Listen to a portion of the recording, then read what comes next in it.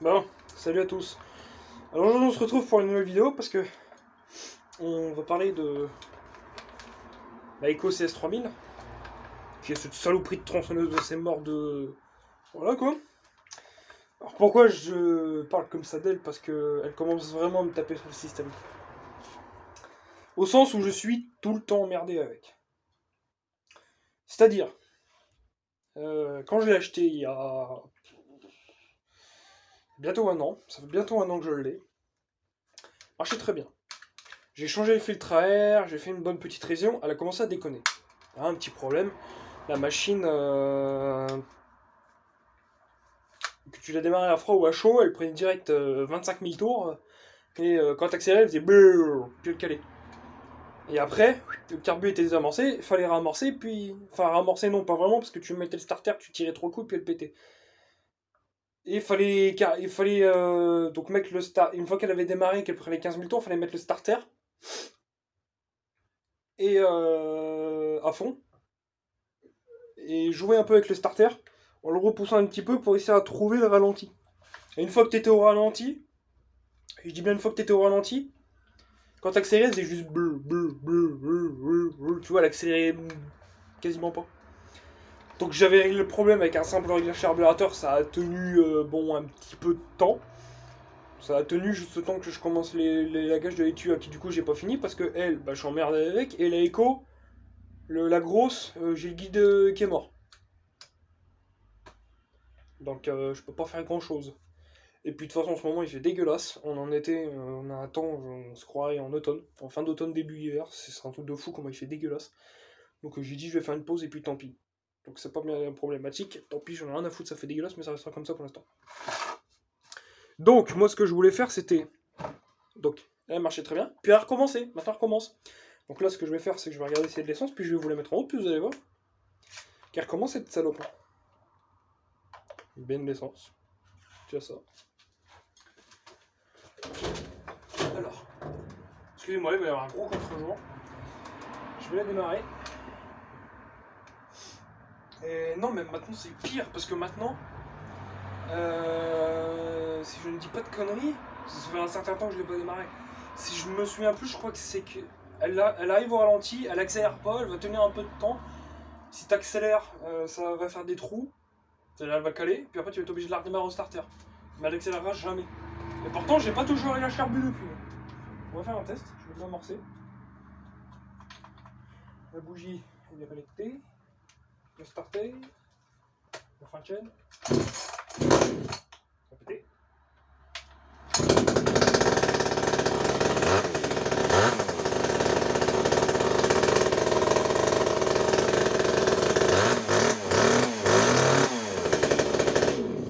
En fait, c'est une blague parce qu'il suffit qu'il faut que je tourne une vidéo pour que la machine marche correctement. Franchement, c'est n'importe quoi. Oh putain. Non, mais franchement, cette tronçonneuse, elle est grave. Il suffit. Il suffit que je tourne une putain de vidéo pour que cette machine fonctionne correctement. Elle fonctionne pas encore super parce qu'il y a un réglage de ralenti à régler. Donc, c'est du grand n'importe quoi. Et franchement, j'ai jamais vu ça de ma vie. Elle m'a fait chier pendant je sais pas combien de temps. Je dis, tiens, je vais allumer la caméra, on va se faire une vidéo pour faire établir un diagnostic. Et puis là, je décide de la démarrer, puis je bloque à l'accélère et tout. Bon, alors oui, par contre, oui, j'ai accéléré à froid. C'est pas bien, faites pas comme moi. Alors, on va régler le ralenti, on va voir ce que ça donne, et puis on va accélérer, voir ce que ça donne. La dernière fois, elle m'a fait chier. Il suffit que je démarre une vidéo. Ah, il y a un temps comme ça pourri. Il pleut du crachat quasiment tous les jours. C'est pas foufou quand même.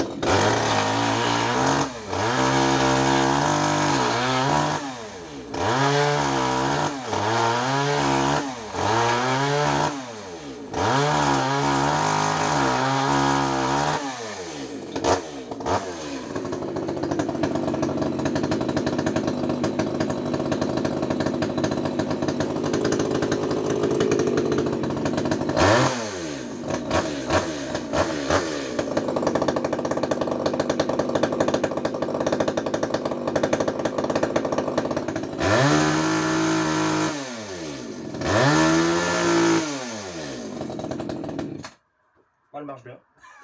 Franchement, c'est n'importe quoi. Putain. Je vous jure, c'est un truc de malade. Putain. Non mais, vous l'avez vu quand même, vous n'êtes pas fou. La machine, vous l'entendez bien tourner, là, elle a bien tourné. J'ai peaufiné les réglages, maintenant elle tourne bien. Pas 100% bien, mais elle tourne bien. Je vous promets que la dernière fois que je m'en suis servi, elle déconne. Je sais pas, je comprends plus rien.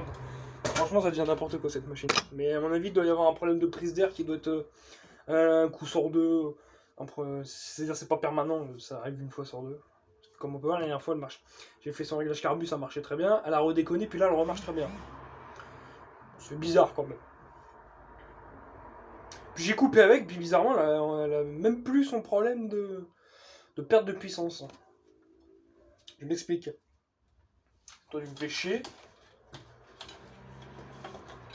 C'est-à-dire que... je vous explique. La tronçonneuse, quand elle marchait très bien, elle accélérait très bien, et puis quand vous l'emmanchez dans du bois, elle coupait, fallait relever un peu pour qu'elle reprenne ses tours et que tu continues à couper. Là, elle l'a pas fait. Oui, j'ai pas vous avez vu, j'ai pris une branche, je l'ai coupée. Bon, j'ai pas eu le problème. Et bon, c'est du noisetier, c'est pas un bois très tendre non plus. C'est pas le bois le plus dur non plus. Mais bon. Donc, ouais, bizarre. Je comprends pas trop là. Franchement, je vous avoue que là. Parce que le problème, en fait, qui s'est passé, c'est que j'étais en train de faire la tuyau, elle a été très très sale. Et moi, j'ai une horreur de travailler du matériel dégueulasse, je déteste ça. Ça va me dire, oui, mais tu tronçonnes, c'est normal, la machine se salit, oui. Ça n'empêche pas d'avoir un matériel propre. Quand je dis la pause à midi, quand je vais aller manger, après manger, vu que les horaires de bruit par chez moi, c'est midi 14h, bah, moi j'étais manger à midi, puis après manger, donc à midi 30, vers midi 30, 13h. Je dis, tiens, jusqu'à 14h, je vais nettoyer la machine, je vais nettoyer le filtre à air, garder la gueule de la bougie, tout le bordel. Elle marchait très bien avant ça, elle marchait très bien. Et je démonte la machine, je la nettoie de partout. Je la nettoie vraiment nickel, nickel. Elle était toute propre. Bon, là, c'est un peu sali parce que du coup, je viens de couper un peu. Je la remonte. Donc, c'est-à-dire que j'avais démonté quoi, guide chaîne, filtre à air, bougie, lanceur pour le nettoyer parce que c'était vraiment très sale le lanceur. Il y avait de la merde dans les. Il y avait de la merde là-dedans. Et dans les ailettes, il y avait de la merde. Et je me suis dit, bah écoute, on va nettoyer ça et tout.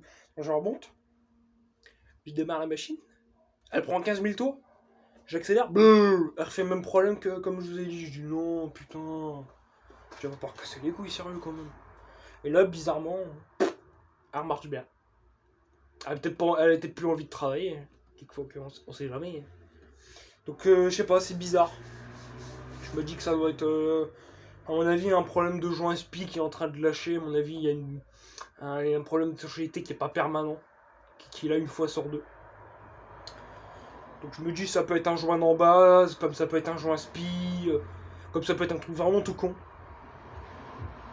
Je me dis que ça peut être les vis de réglage de richesse qui font que sans faire exprès, voilà, elle se dessert avec les vibrations, ce qui est forcément possible. Et ça se dessert pas de 2 tours non plus, ça se dessert un petit peu, mais ça se dessert pas non plus de 2 tours. Peut-être le fait que j'ai nettoyé la machine à fond et que du coup le réglage carbu était basé sur une machine quand il était dégueulasse, parce que cette machine quand je l'ai eu elle n'a jamais été nettoyée. Enfin si, elle a été nettoyée, mais elle était pas nickel, là, c'est-à-dire je l'ai fait nickel, tu vois, j'ai démonté le lanceur, tout, j'ai nettoyé entre les ailes de refroidissement du moteur, tout, tu vois la machine je l'ai nettoyée, parfait. Comme ça tu vois ça favorise le refroidissement, parce qu'avoir de la merde sur les... de la merde, de la sciure, tout le bordel du copeau sur les ailettes de refroidissement, le problème c'est que lors du refroidissement, ça fait pas très bien son taf. Puis en général, c'est comme ça qu'après tu sers un moteur et tu fais merde. Donc voilà, ça vraiment, c'est un truc. Je suis très. Merde, putain, je cherche mes mots. Merde. Putain, j'aime pas chercher mes mots. Je passe pour un guignol devant la caméra. Un peu, je me suis perdu, j'ai oublié ce que je voulais dire. Super. Donc bon. Je suis très minutieux là-dessus. Voilà. Je suis très minutieux là-dessus. Pareil, j'avais démonté le pot, j'ai nettoyé, décalaminé tout le bordel parce qu'il était, il y avait de la calamine dedans. J'avais déjà décalaminé quand je crois quand j'avais fait avec la vidéo de réparation, machin chouette, tout le bordel. Mais je l'avais pas décalminé à fond parce que sur pareil, j'avais pas tout le matériel et tout. Les outils, et tout, enfin tout le machin, j'avais juste des tournevis terminés, des couches chiffon, l'huile terminée, c'est tout ce que j'avais. Je pouvais pas aller loin. Voilà, puis bon, là j'ai nettoyé la machine de partout. Elle est bien, elle est propre et tout, donc c'est nickel. Donc voilà, et celui-là, je suis fatigué moi. Fatigué de rien faire, bah, j'attends qu'il y ait un peu de temps pour pouvoir rebricoler et finir ma haie, mais vu qu'il fait toujours pourri. Voilà quoi. Le Bernard. Donc cette vidéo au final j'allais la baptiser Diagnostic Eco CS 3000. Au final ça va plus se transformer en MAJ parce que je peux un petit peu vous parler de ce qui s'est passé dernièrement sur les machines et tout le bordel. Vous avez le Bernard qui... Je suis toujours en attente de son joint de carbu. Je l'ai commandé, ça devrait arriver. Après ça met 15 ans à arriver, il y a un moment, je sais bon, je vais me péter les couilles, tu vois. Pas me prendre la tête, tu vois, je vais aller chercher le vieux joint que j'ai encore, foutre un coup de glu, terminé, le joint je le remonte comme chaud, je mets un petit peu de pâte à joint par-dessus, terminé. Parce que c'est pareil, j'ai commandé un joint de culasse pour la Wolf parce que c'est-à-dire que j'ai une vis de lanceur. Vous voyez, je prends un Briggs, je vais vous montrer. La lumière n'est pas top. Vous avez votre culasse là, puis là vous avez la vis qui tient le lanceur sur la culasse. Et ben sur mon 375 de sprint, elle s'était dévissée parce que le filetage commençait à se foirer. Donc j'avais retrouvé une vis. Le problème c'est que la vis se dévissait tout le temps et puis bon c'était chiant, donc ça m'a saoulé. Et vu que le filetage était bouffé sur la culasse, je l'avais refait. Et ça a repété. Donc après j'ai piqué la culasse du Quattro 40, qui elle aussi avait le filetage foutu et que j'ai refait le filetage, c'est pareil, le filetage il a repété. J'ai dit c'est bon, ça me casse les couilles. Et je me suis souvenu que j'avais pour ceux qui, ça fait très longtemps qu'ils sont sur ma chaîne YouTube, vous avez connu la Starwings 460 BTC avec le moteur Briggs Stratton 550 Series qui elle a fini à la ferraille incendiée. Un jour nous avons eu chez mes grands-parents un incendie dans le garage, donc dedans il y avait la voiture, il y avait la Starwings. Le Honda UX800, il était pas dedans, coup de chance, parce que je vous jure que le Honda UX800, même si c'est pas le mien vraiment, mais je l'ai connu par mon arrière-grand-père et tout le bordel, donc c'est un peu sentimental comme machine. J'y tiens quoi, donc si j'aurais cramé ça m'aurait fait un peu chier. Il y avait la bagnole, tout le bordel dans le garage, tout le matériel a cramé, la Starwings était dedans tout. Et je me suis souvenu que j'avais la culasse de... Parce que j'ai comme souvenir, tu vois, de la Starwings, parce que j'aimais bien cette machine, et puis à l'époque, bon... Quand une machine partait à la ferraille, je piquais un objet dessus, enfin pas sur le moteur, je piquais une pièce pour tu vois, me souvenir, ce genre de choses, puis je la foutais en déco dans ma chambre. Ça fait un peu psychopathe dit comme ça, bon maintenant je fais plus ça parce que bon, là, c'est vraiment l'époque où j'étais vraiment à fond en mécanique, je le suis toujours aujourd'hui, mais moi, tu vois, je fais plus de trucs débiles comme avant quoi. Et ça m'arrive toujours de piquer des. Par exemple, quand je casse un moteur, par exemple, vous voyez le moteur de la tondeuse, je vais peut-être pas vous montrer, mais j'avais cassé un moteur chinois de tondeuse, j'ai récupéré ce piston qui était tellement rayé, mon gars, que j'étais fier d'avoir cassé le moteur, dans ma chambre, en déco. Et du coup, donc j'avais piqué la culasse de cette Starwings 460 BTC, qui était à l'origine sur un moteur Briggs Stratton 550 Series, soupape latérale, les mêmes que les Quattro 40, que les Sprint 375, c'est juste pas les mêmes puissances, les mêmes cylindrées à peu près, hein, c'est-à-dire que t'en as un qui a un piston un peu plus gros que l'autre. Je crois que si je dis pas de conneries, le Quattro 40, le piston est un petit peu plus long que le 375 de Sprint, non, le 550 Series, qui faisait 168 cm3 ou 158, je ne sais plus. Le 315, je crois qu'il en fait... il doit avoir un piston plus petit, ou alors c'est les mêmes pistons, mais c'est juste la forme du piston, je crois qu'il n'y a pas le même, je ne sais plus exactement, mais c'est une différence comme ça, c'est une connerie à la con. Et donc je me suis souvenu que j'avais cette culasse. Parce que la culasse d'origine du sprint, je l'ai plus. Parce que pareil, le filetage était bouffé. En fait, c'est la maladie, j'ai l'impression sur ces moteurs, tous les moteurs comme ça que j'ai eu sous pape latérale, le sprint carburateur membrane, j'ai tous l'impression que c'est la maladie que ça se bouffe à cet endroit-là. Vous allez me dire, oui, mais tu démontes beaucoup tes machines, nanana. Ouais, je les démonte pas tous les matins, tous les 3-4 matins non plus, hein, quand même, hein, faut pas abuser. Et du coup, j'avais pris les culasses. Et elle avait gondolé à l'intérieur, c'est-à-dire que. Bon, j'ai pas de culasse de sortie. Ah si, j'en ai une là. C'est celle qui. Putain, j'ai pas récupéré la vis. Vous voyez à l'intérieur. Oh, putain, ça me fait chier cette qualité de merde. Voilà. J'ai oublié que j'avais une là. Là, avec l'incendie, il y avait une grosse boule qui s'était fait. Vous voyez, une boule, une espèce de... Ça avait gondolé en gros, avec la chaleur et tout, parce que ça avait bien chauffé hein, quand même. Quand vous voyez les flammes que ça avait fait, ça avait bien chauffé. Donc j'avais récupéré cette culasse, et je me suis dit, putain, ça se trouve, elle va être foutue, mais bon, je me suis dit, bon, on va faire un test. Donc j'ai pris un marteau, et puis le machin, je te l'ai refait droit. Tu vois, parce que maintenant, il n'y a plus l'espèce de bouboule, puis c'est bien droit. Donc, j'ai refait ça, j'ai monté la culasse sur la tondeuse, mais vu qu'elle a un joint de culasse, que la culasse n'est archi pas du tout étanche, hein, il y a des fuites de partout, en haut, en bas, à droite, à gauche. Du coup, la tondeuse, faut tirer 25 000 fois dessus, et puis quand elle est à fond, tu tombes. Enfin, à fond, fond de poignée, hein, pas fond de carbu. Fond de poignée, tu tombes et tu la mets au ralenti, le moteur il cale, hein, elle tient pas le ralenti du coup. Donc, bah du coup, bah, tu vois, on va faire un test, mais le moteur tourne quand même, c'est déjà ça, tu vois, le moteur tourne quand même. Mais vu qu'il y a un joint de culasse, en attendant d'avoir le joint de culasse. Mais là, sur celle-ci, le filetage était bon. Et d'origine, jamais touché. J'ai trouvé une vis brise statone dans mon bordel. Je sais que c'était une vis brique parce que, comment ça s'appelle quand j'avais, je me souviens quand j'avais acheté le Sprint 375, j'avais récupéré un Sprint 40. Un Sprint 40, donc un 4 chevaux pour pièce. Et j'avais démonté le moteur intégralement, j'avais récupéré la vis ring. Je récupère toujours les vis, hein, ça sert toujours. Sauf les vis de culasse parce que c'est des vis à allongement. Et bah, j'avais récupéré les vis. Et dans ces vis, j'avais fouillé, puis j'ai retrouvé la vis d'origine.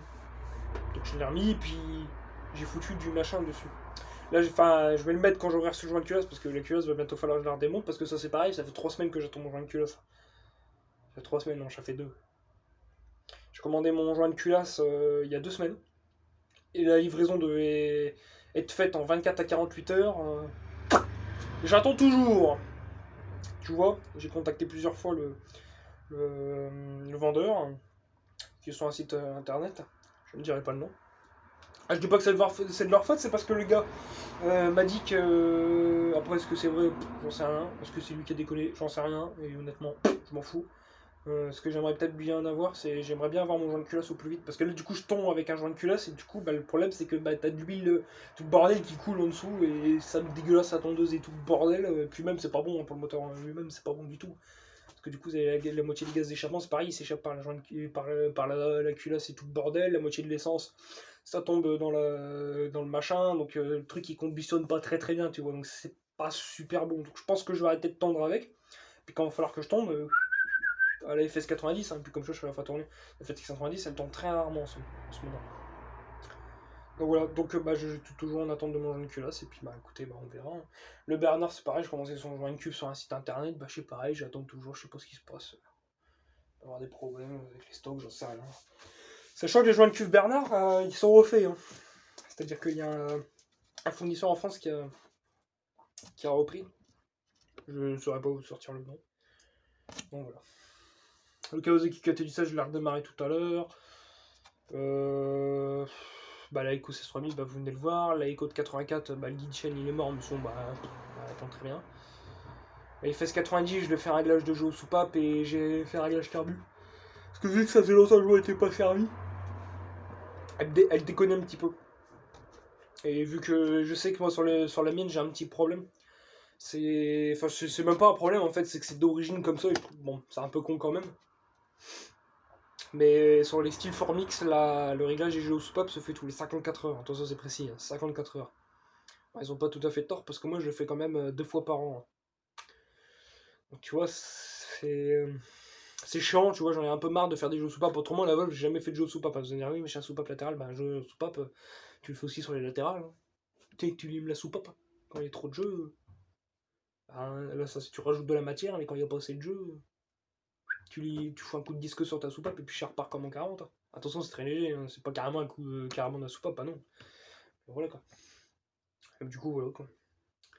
Il y a quoi d'autre comme machine bah, KT17, KT17 c'est lui, hein. Pour ceux qui connaissent pas, ce moteur là, ça date du début de ma chaîne aussi, c'est pareil. C'est un moteur, ça je le garde parce qu'il bon, il est sentimental, Kawasaki KT17. Je l'ai redémarré tout à l'heure, il tourne très bien, mais il y a toujours ce problème de ralenti, il tient toujours pas le ralenti. Et je sais que c'est le joint spi qui est mort, donc je vais essayer de voir si je peux pas essayer de trouver un joint spi, puis un beau jour on se démontera le moteur entièrement, puis sachant qu'il a un piston neuf, parce que. Enfin neuf. Parce que quand je l'avais acheté le moteur, il avait fait un préserrage, il tournait, mais le cylindre et le piston ils étaient bouffés. Et je l'ai encore le piston, je l'ai gardé en souvenir. Puis voilà. Après, qu'est-ce que j'ai d'autre à dire bah, c'est tout. D'accord. Bernard, je l'ai fait tourner, mais avec un carburateur à main. C'est-à-dire que j'ai pris mon réservoir d'essence sur lequel je branche d'habitude, et puis j'ai ajusté le taux d'essence, vous voyez, donc j'avais la durite dans la main, puis là c'était comme ça. Puis je foutais mon doigt sur la sortie, puis j'ouvrais plus ou moins, tu sais, pour faire un débit d'essence. Et puis ce débit d'essence-là, je le foutais à l'admission. Puis lui, il aspirait, puis il le bouffait. Et puis je faisais en sorte que le moteur essayait de tourner le plus rond possible. Alors c'est compliqué parce que bon, voilà, je ne peux pas jouer le rôle du carburateur, mais le moteur tournait à peu près rond. Bon, je l'ai fait tourner à peu près 10 minutes comme ça, mais bon, parce qu'à la fin, t'as mal au dos. Puis t'as le droit froid parce que l'essence c'est froid. Et voilà, donc bah là, la vidange, on va la faire dans 5 heures. Donc c'est-à-dire que quand le moteur aura tourné 5 heures, bah, il va y avoir une vidange, première vidange, vu que c'est le rodage. Donc s'il y a de la limaille, c'est tout à fait normal. Hein. S'il y a de la limaille dans l'huile, lorsqu'on va le vidanger dans 5 heures, c'est normal. Et puis après, ça va être à 50 heures, et puis après, on va retourner sur un cycle à tous les 100 heures. Donc voilà. 100 heures avec de l'huile synthétique, attention. Parce que de l'huile minérale en 4 temps, je sais plus si ça se vend encore, mais je pense. Mais l'huile minérale en 4 temps, c'est tous les 50 heures. Ou 50-75 heures. Puis quand tu es sur l'huile synthétique, c'est 100 heures. Parce que l'huile synthétique, vu que ça dure plus longtemps, tu vidanges moins. Donc voilà. Donc le Bernard, bah voilà quoi. Donc ouais, bah. Toujours en attente, moi j'attends, je fais que ça. Donc en attendant, il tombe pas, mais moi j'aimerais bien le faire tourner un minimum 1 heure par jour. Pour faire la vidange et voir la gueule de l'huile. Savoir son taux de limaille, s'il y a beaucoup de limaille, s'il n'y en a pas beaucoup, parce que ça se trouve, il va pas y en avoir de limaille, et puis s'il n'y en aura pas, bah, ça veut dire que le rodage, voilà, il a besoin de plus de temps pour se roder, et que dans ce cas-là, on fera la vidange 10 heures après. Hein. Je pense que je vais faire une vidange à 5 heures, une vidange à 20 heures. De toute façon, ou à 10 heures, 15 heures, je sais pas, je vais voir. Peut-être 5 et 15, et après, on passera à tous les 200, les 200, ça fait beaucoup, tous les 100 heures. Là, pareil, bah, j'ai plus beaucoup d'huile, donc il va falloir bien en racheter parce qu'il me reste un peu d'huile, mais l'huile que j'ai là, je la touche pas, c'est pour la vidange du sprint cet hiver. Donc j'y touche pas. Donc j'irai racheter un bidon, mais pour l'instant, le Bernard tombe pas, je vais pas racheter un bidon. Tout bien, mon copain. Donc, voilà. Bon, bah c'est bien, je vais vous laisser, moi, les copains. Bon, sur ce, je vous dis à plus pour d'autres vidéos. Allez, salut tout le monde, c'est YouTube.